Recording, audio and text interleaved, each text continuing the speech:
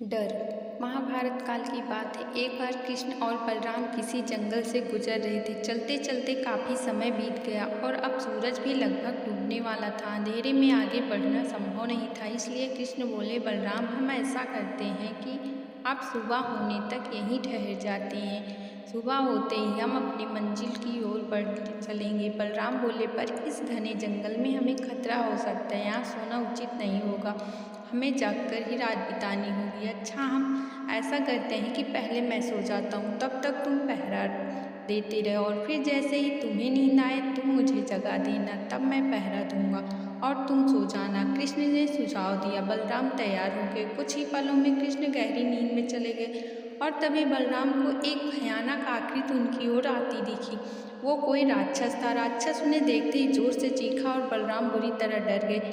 इस घटना का एक विचित्र अवसर हुआ। भय के कारण बलराम का आकार कुछ छोटा हो गया और राक्षस और विशाल हो गए। इसके बाद राक्षस एक बार और चीखा और पुनः बलराम डर कर कांप उठे। अब बलराम और भी सिकुड़ गए और राक्षस पहले से भी बड़ा हो गया। राक्षस धीरे धीरे बलराम की ओर बढ़ने लगे। बलराम पहले से ही भयभीत थे और उस विशालकाय राक्षस को अपनी ओर आते देख जोर जोर से चीख पड़े। कृष्णा और चीखते ही वह वहीं मूर्छित होकर गिर पड़े। बलराम की आवाज़ सुनकर कृष्ण उठे। बलराम को वहां देख उन्होंने सोचा कि बलराम पहरा देते देते थक गए और सोने से पहले उन्हें आवाज़ दे दी।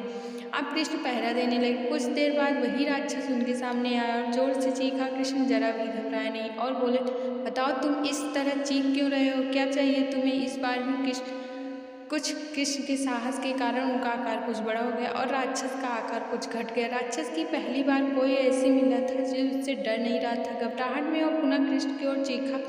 इस बार भी कृष्ण नहीं डरे और उसका आकार और भी बड़ा हो गया, जबकि राक्षस पहले से छोटा हो गया। एक आखिरी प्रयास में राक्षस पूरी ताकत से चीखा, पर कृष्ण मुस्कुरा उठे। फिर बोले, बताओ तो क्या चाहिए तुम्हें। फिर क्या था। राक्षस सिकुड़कर बिल्कुल छोटा सा हो और कृष्ण ने उसे हथेली में लेकर अपनी धोती बांध लिया और फिर कमर में खोस कर रख लिया। कुछ ही देर में सुबह हो गई। कृष्ण ने बलराम को उठाया और आगे बढ़ने के लिए कहा। वे धीरे धीरे आगे बढ़ने लगे।